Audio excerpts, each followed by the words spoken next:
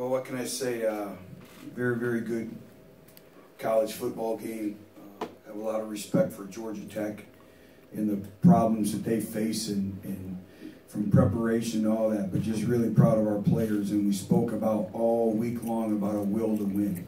And that was kind of the thing, is that, you know, with Team 121, we'd find out our will to win. And we knew that this was going to be a game that you had to show some resolve and some grit, and you had to play complementary football. And in the first half, obviously offensively, I did not think we played to our standard and our expectations.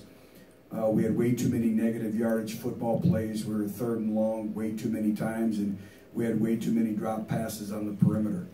And, you know, the second half, obviously Marquez Callaway, what can I say about that individual? He sparked us and made some very, very key plays for us, obviously. And then the resolve and resiliency of the defense, you know, even though we gave up the amount of yards rushing, we still managed to force 2 takeaways, and offensively we didn't turn the football over, which is paramount to winning the football game. But again, I think this football team showed our grit, but we're continuing to evolve. And, you know, we talked about 3 games in 13 days. We have to turn around now with the short work week and get into Neyland Saturday afternoon. So we have to get a lot better and make tremendous progress, but just really proud of our players. All right, thanks, Coach. Raise your hand. We'll get you a microphone. All right, we're going to go right here in the second row first, please. Which is Paul Bain normally a guy who's on that kind of field goal block team, and I guess you could talk about that guy, just, you know, not a guy who gets a lot of accolades or whatever, but he made a huge play. Well, what can I say about Paul Bain? He's a walk-on, pays his own way for school, has 2 jobs to make ends meet. And, you know, we put him on there, and I tell you what, just coming from the locker room, he got probably the biggest cheer and respect from our players. But I respect him so much for him as a person and what he means to our football program. And obviously he had a big hand in helping us win the football game tonight. Okay, right here, Dan. Yeah, Bush, when you look at the first half of last season, you played games like this. You start off with another one. Why is it that you guys attract chaos, I guess? I don't know. I think you can go the other way. It's all in how you tell the narrative, and maybe our program has great character and grit. And, you know, these kids believe in each other. And, you know, the amount of players that kept walking by me saying, "We got you, Coach. Coach, we got you." So, again, I think it's how you tell the narrative. I think this is a football program that's built on character. It's built on grit. It's built on belief. And we found a way to win when we didn't play our best, but a lot of that is a tribute to Georgia Tech. I think also we play some pretty good opponents on our schedule, so I think it's a combination of all that. But, again, we have to get a lot better in a hurry. We have to be able to throw and catch out on the perimeter and catch the football.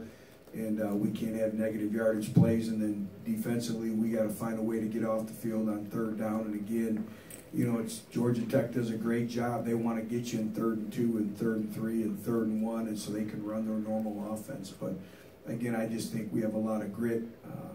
Probably the downside of that is it's probably put 20 years on me.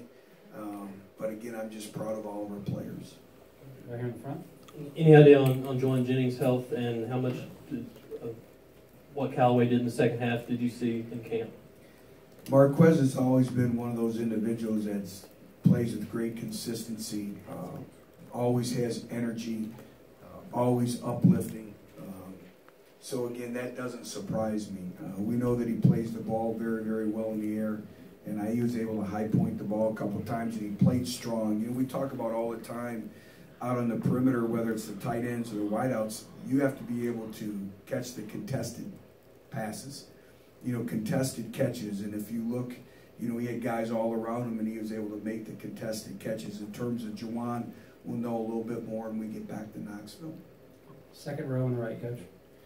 Coach, the quarterbacks, did you consider Garantano at any point? And then also, if you could just talk about John Kelly tonight, a guy that obviously you put a lot of faith in. Yeah, well, we knew our possessions were going to be minimal in this football game, and we needed consistency and we needed continuity, and you know, it's just the ebbs and flows of the game, and you know, when your receiving core is down some guys and all that, you know, the last thing you want to do is continue to make changes. And, you know, we had some offensive linemen go down, and we had to put some new guys in there, and they did a remarkable job of being ready, and then the guys battling back. And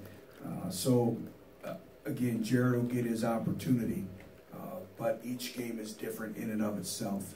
In terms of John Kelly, what can I say about him? You know, as much as Marquez Callaway sparked us, John Kelly sparked us as well.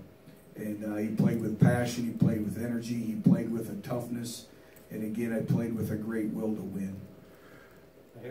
Coach, can you talk about Rashawn Golden's forced fumble there late to give you guys an opportunity to come back and tie? And also Daniel Batuli with 23 tackles. Yeah. You know, Rashawn's been doing it all camp. He's had one of the best camps of anyone on our football team.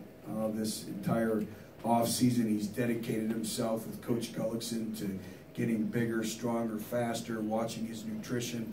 And that was a key play. That was a pivotal play. And it gets back to complementary football. So it doesn't surprise us. We expect that from him. But there's a lot of hard work that went into him generating that turnover. And then, I'm sorry, what was your? Daniel Batuli. Daniel Batuli, when you look, he was a warrior. You know, when you look at 20-plus tackles, what can I say about him? And, you know, our defense played, 90-something plays, and you look at that defensive front being cut blocked most of the time. I think that shows some toughness. All right, we're going to go 3 more. We're going to start back here in the back on the left, Coach. Coach, you gave up over 500 rushing yards, and you're talking about improving your defense. What specifically are you looking at improving before Saturday rolls around? Well, the good thing is we don't have to play a triple option football team. So I think that stems with, first of all, but we won't spend a lot of time on this video, but tackling, you know, being able to, we had way too many missed tackles. You know, a lot of it is they do some different things where the defensive ends have to spill the football with some of the things, and, you know, some of the lead option stuff we didn't particularly do a very good job. So I think a lot of it went into the scheme as well with that. But, you know, we just talk about getting better. 2 of their touchdowns, you know, were off of big pass plays. You know, one was a 3rd and long. They were able to convert and then obviously score, and then a big pass play down the middle. And those are things, just consistency, you know, play in and play out, that we need to continue to get better, and our players understand that. All right, 2 more over here on the right side, Coach. Coach, talk about the play of Nigel Warrior tonight. He seemed to be all over the field. Yeah. Nigel's one of those individuals like Rashawn Golden who's had a very, very productive camp for us. And he's very, very active. He's very physical.